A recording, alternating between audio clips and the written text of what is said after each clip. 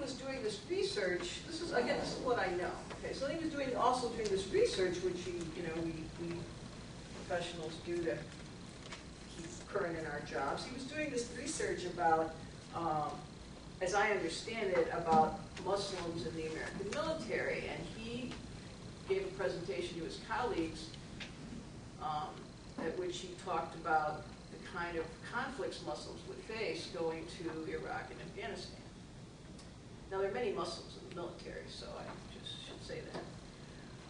His colleagues' response was to criminalize him, to make fun of him, to say he had no right to talk about this topic, that he was preaching Islam. I mean, their response was very unprofessional. He filed some discrimination complaints. Again, these are the pieces that I know. And then I know the next thing is he asked his supervisors not to send him to Iraq or Afghanistan, that he didn't think he could deal with it.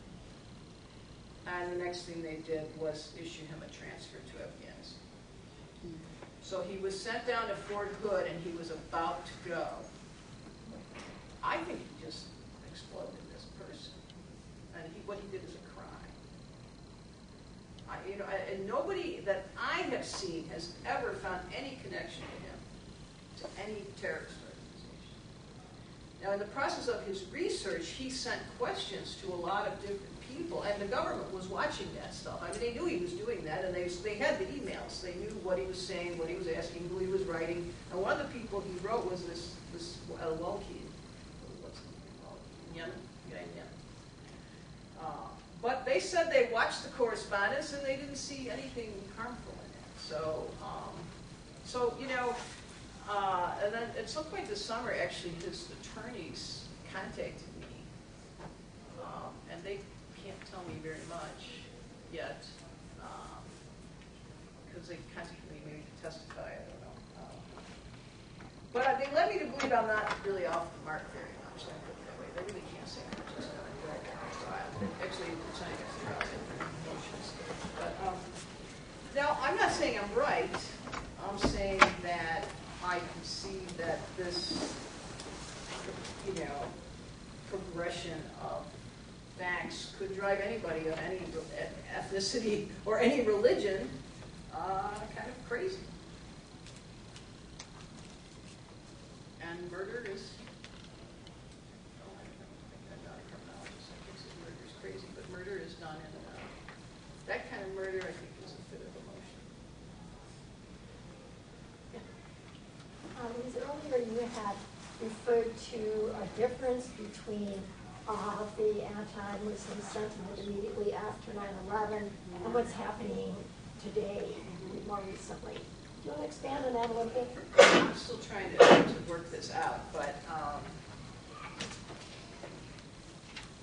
I think that, in the long picture, the post-September 11th sentiment was extremely high right after September 11th from the American public, the hate crimes and all of that. And then it kind of tapered down. And you can also look at public opinion polls. And by 2005, things had pretty much settled down in this country. And in fact, what I'm going to talk about more tonight is all the different government policies that were implemented. But the government was so excessive in its arrests and all of its different, it deported 15,000 people, statistic now discussed, 15,000 Arabs and Muslims in the United States who were not terrorists, who can't be deported if they see anything on your record. So the government was so excessive and the hate crimes were so excessive that what I saw was this big solidarity movement building, a solidarity with Arab and Muslim Americans.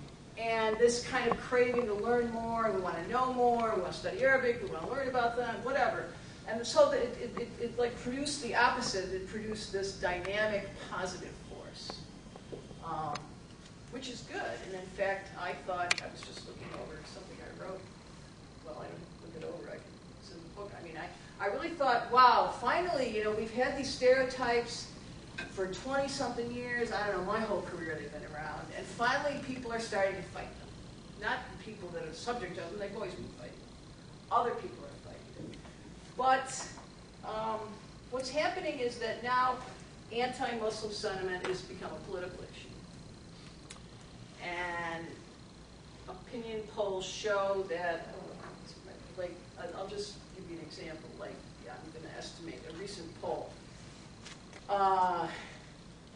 While 75% of Republicans think Muslims promote violence, 70% of Democrats think Islam does not promote violence. I mean, this is not about Democrats and Republicans, it's about sources of information, right? So anti-Muslim sentiment has been used as this wedge issue, particularly among Tea Party people, so they're part of the Republican Party, evangelical Christians, right? So not really mainstream, old, traditional Republicans, but these new movements. And so now it's a political issue. It has nothing to do with September 11th to me. Nothing to do with September 11th. And certainly it takes just a few people to, like, the whole so-called Ground Zero Mosque issue was started by one person. Another way, so you can look at public opinion polls and you can see how they've totally changed. But, you know, also the hate crimes after September 11th, like from what I found, the majority of them were people that knew each other. They were people who lived in the neighborhoods with each other. In other words, they were kind of personal. I don't mean they knew them personally. I mean they were, you know, in the hood. And there's some complications, complexities to that. But now it's more like institutions are being attacked and books are being attacked. It's been depersonalized. It's people who don't know any. The attack, and the same poll shows that the majority of people the people that think that Islam promotes violence also say they know enough about Islam and don't need to know anything more. And they don't know Muslim. Right? So it's coming from a whole different sphere. But I really have to, like, keep parsing this out and thinking about it. But I just know it's something very different. But it's being, like, leveraged as, like, oh, all Americans feel this because this is post-September 11th. I think that's a marketing tool. Framing. I have a class to teach now. Yeah, we have a saying in show business, always leave them wanting more. So if you want more, please sign up for Dr. Cainkar's classes. And if you want more, will you please sign up on our sheet for the Marquette University Center for Peacemaking. We have our brochures with Carol, who runs the office. We have that sign up sheet. Don't forget, we have summer fellowships for students who want to put nonviolence into action. Go to our website and get money. Same with faculty members. We have research funds for faculty members.